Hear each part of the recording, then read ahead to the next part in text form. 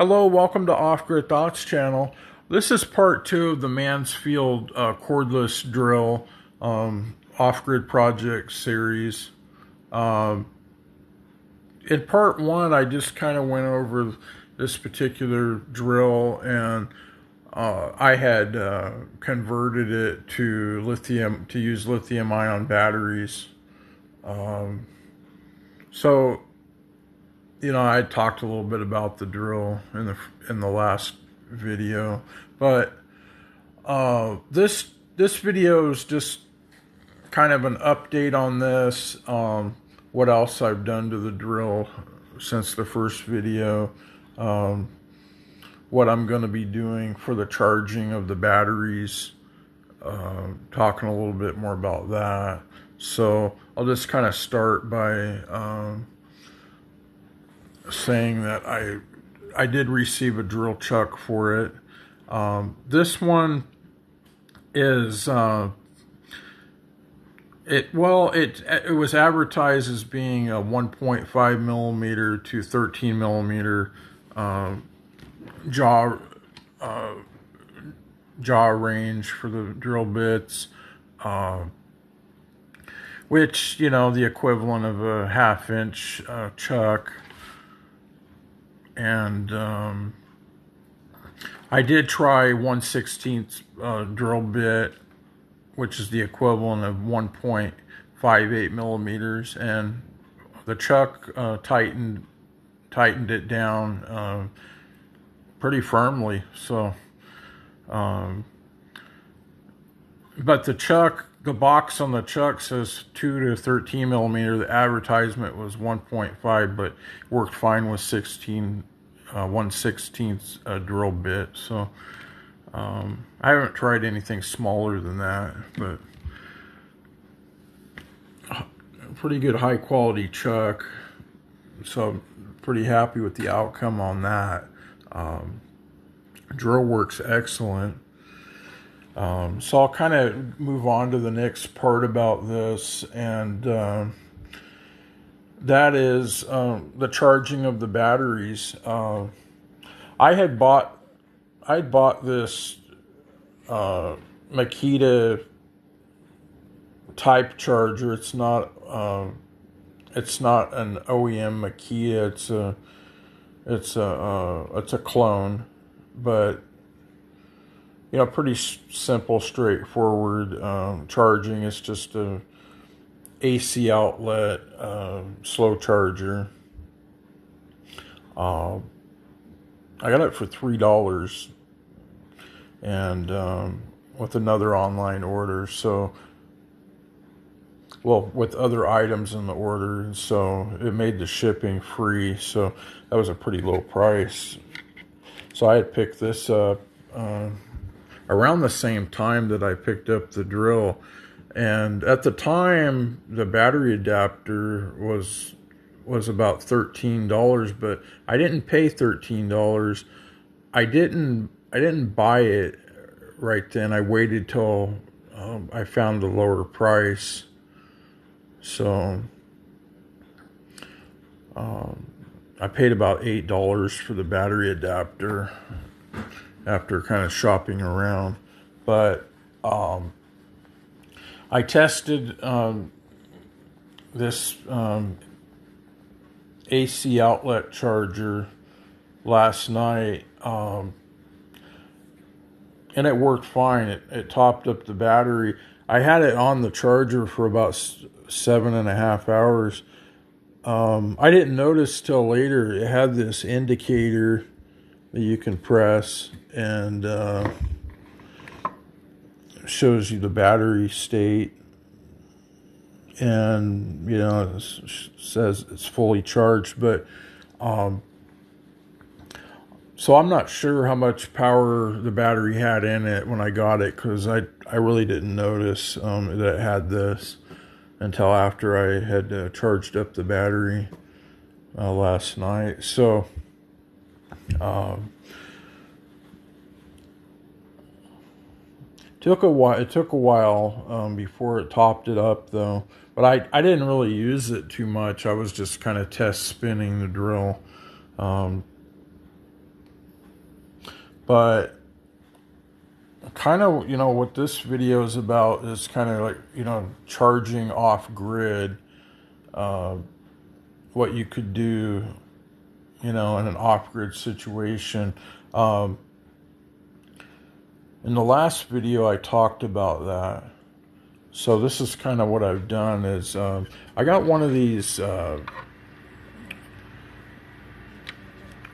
docks that you put the battery on it, and you know, people would hook it to their usually like their little 4-cylinder cars that had a dead battery, and in some cases it would start a battery, jump start a dead battery. So like an automotive 12-volt battery.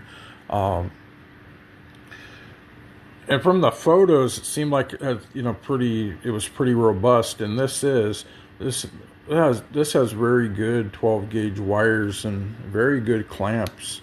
I like these clamps. And the plan was to, just like this, I showed in a previous video, this Makita 7.2 volt restoration project on this cordless drill.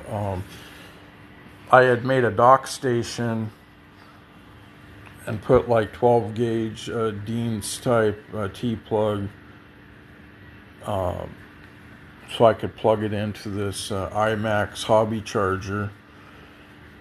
And so the plan is I'm going to cut these wires in half on this because I need the good battery clamps to replace the cigarette lighter plug on this DC charger for this drill. I'm also on this one. I'm also going to put like an inline fuse holder, probably with 12-gauge wires. Put an ATC fuse, a 5-amp, and that'll leave me with this as a dock station that I can get an extension cable like this one and connect the wires up, and then do the same thing. Plug it into this, and as you know, with anything that you know you do, you know, when it's a homemade project, everything is trial and error. And I've done some research on these batteries. I've done, you know, just some thinking about what I could do. And you know, when I was because I found this only yesterday, and I had misplaced this for quite a long time. Has this extra blade, and what this does is, if you have one of those newer Makita tools, and let's say the battery overheats or there's a short circuit in the battery, this port will tell the tool to shut off and not run.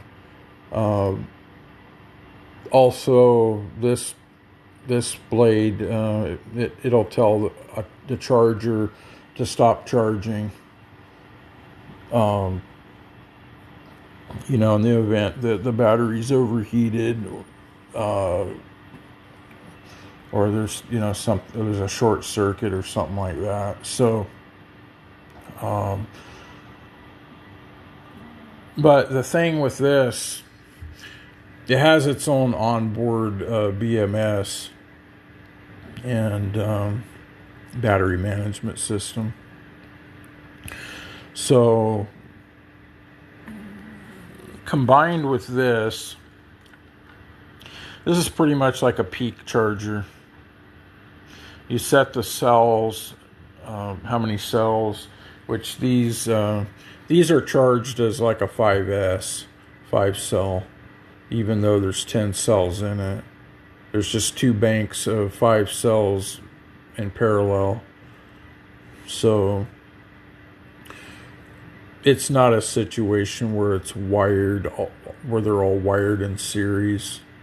Because if they were all wired in series, this would be 36 volts. But there's just 5 in series and 5 in series, and they're connected in parallel, so it's 18 volts. So I believe each cell is 3.6 volts.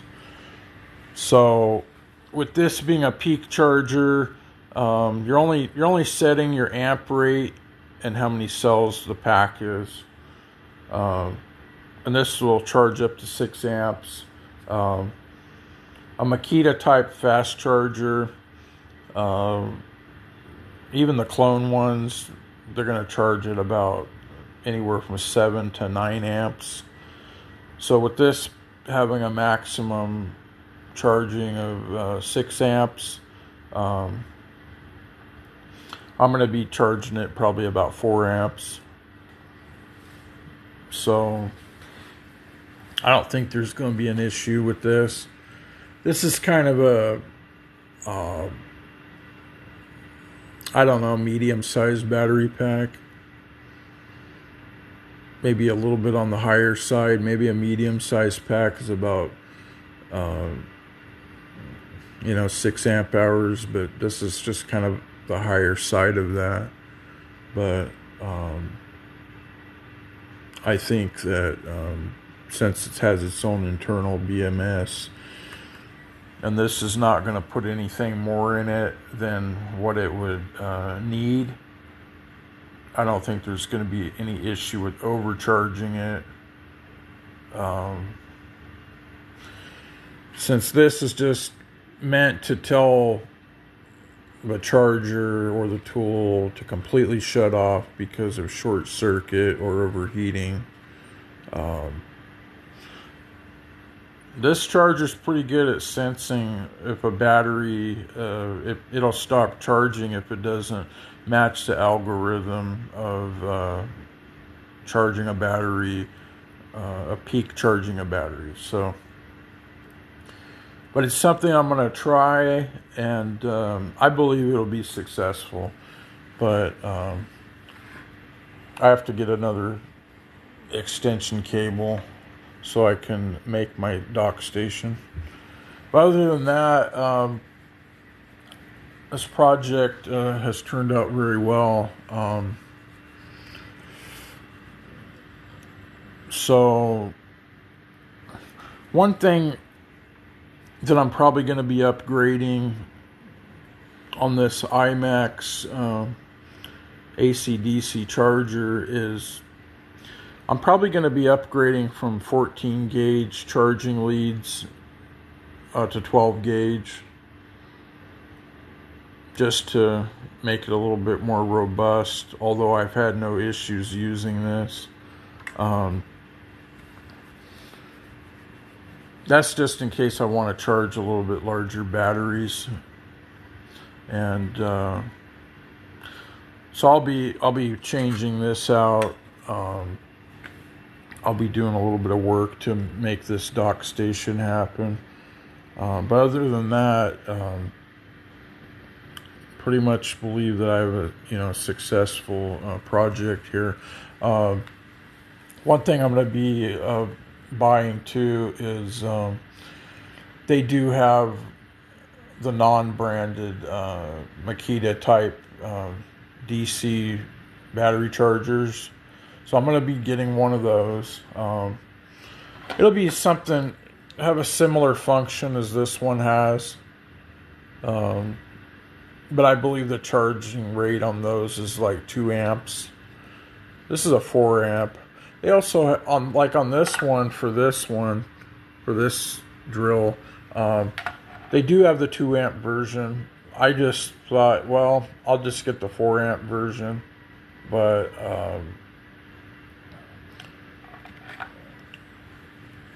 I don't think they really have a DC charger for this that is anything higher than 2 amps. So this situation with this, I'm going to try to charge it at 4 amps. Other than that, that kind of wraps up this project. I will have a follow-up video. It'll be part 3, and I'll just it'll be kind of a short video, just kind of talking about if this type of thing will work with this, and I believe it will. But I will have an update on that. But in any event, I'm gonna get the 2 amp DC charger intended for this battery. So until the next video, take care out there. Don't give up on your off-grid dreams. Thanks for watching. Any questions or comments, please leave them in the comment section below. Have a good one.